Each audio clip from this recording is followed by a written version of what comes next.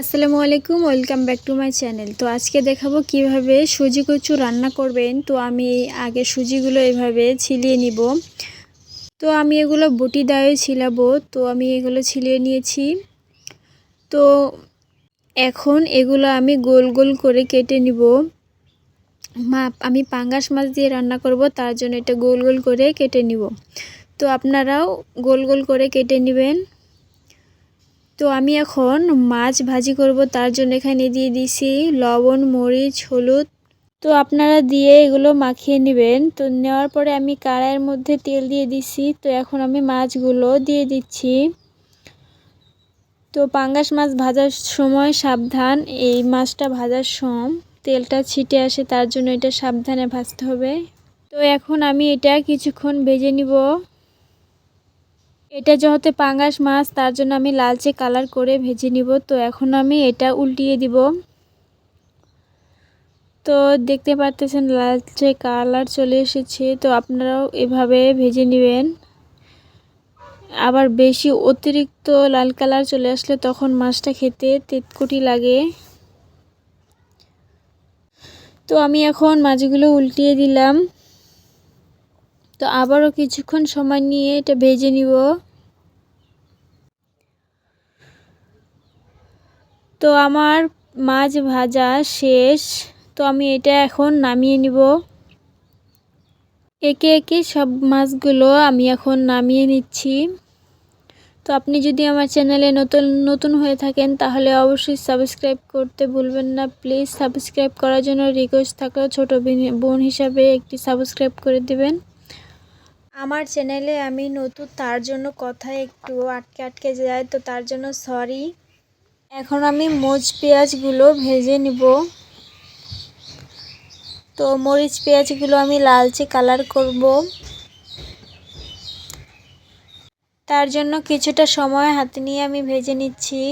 তো আমি এখানে লবণ দিয়ে দিলাম পরিমাণ মতো। তো এখন এখানে দিয়ে দিব হলুদের গুঁড়ো পরিমাণ মতো। তো কিছুটা পরিমাণ মরিচের গুঁড়ো দিয়ে দিচ্ছি। তো এখন আমি এটা নাড়াচাড়া করে নিচ্ছি। তো আপনারাও এভাবে নাড়াচাড়া করে নেবেন। আর এইভাবে সুজি কচু রান্না করলে অনেকটা টেস্টি হয়, অনেক মজা হয়। তো আপনারা ভিডিওটি স্কিপ না করে পুরো ভিডিওটি দেখুন। তো আমি এখন এর মধ্যে সুজিগুলো দিয়ে দিচ্ছি। তো দেখতেই পারতেছেন আমি সুজিগুলো গোল গোল সাইজ করে কেটেছি। সবচেয়ে বড়গুলো গোল গোল করছি, আর যেগুলো ছোট ছিল সেগুলো আমি লম্বা লম্বা করে কেটেছি। তো এখন সবগুলো দেওয়া হয়ে গেলে আমি একটু নেড়ে দিব।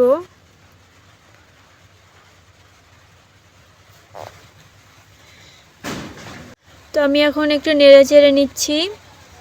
আপনারা এভাবে নেড়ে চেড়ে নেবেন। নেওয়ার পরে ঢাকনা না দিয়ে কিছুক্ষণ এটা ভেজে নেবেন হালকা করে।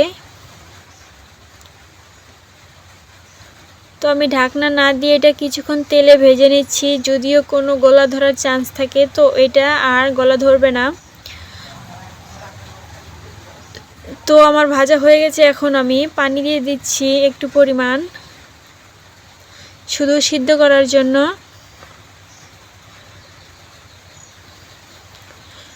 তো আমি এটা এখন ভালো করে নাড়াচাড়া করে মিক্সার করে তারপরে ঢেকে দিব।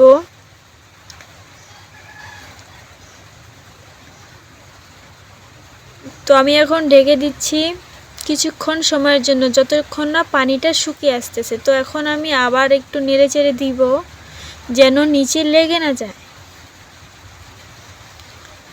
তো সিদ্ধ হয়েছে, কিন্তু অতটা তুলতুলে হয় না। যখন বেশি তুলতুলে হবে তো তখন আমি এটা গালিয়ে দিব। তো এখন পানিটা অনেকটা কমে গেছে। তো এখন সিদ্ধ হয়ে গেছে পারফেক্টভাবে। তো এখন আমি ভিডিওটি একটু স্কিপ করে আমি এটা গালিয়ে নিয়েছি। তো আপনারাও এভাবে গালিয়ে নেবেন। এখন আমি পানি ঝোল দিয়ে দিলাম একবারে। এখন মাছগুলো এর মধ্যে দিয়ে দিচ্ছি, দিয়ে নেড়ে চেড়ে আবার ঢাকনা দিয়ে ঢেকে দিব কিছুক্ষণের জন্য। তো এটা ভালো করে এখন নেড়ে চেড়ে দিচ্ছি, মাছগুলো যেন সব জায়গায় যায়, স্বাদটা যেন সব জায়গায় আসে। তো এখন ঢাকনা দিয়ে দেওয়ার পর 5 মিনিটের মতো জাল পাড়ার পর দেখতে পারতেছেন ঝোলটা কতটা গাঢ় হয়ে গেছে। তো এখন আমার রান্না কমপ্লিট। আজকের মতো বিদায় নিচ্ছি। খোদা হাফেজ।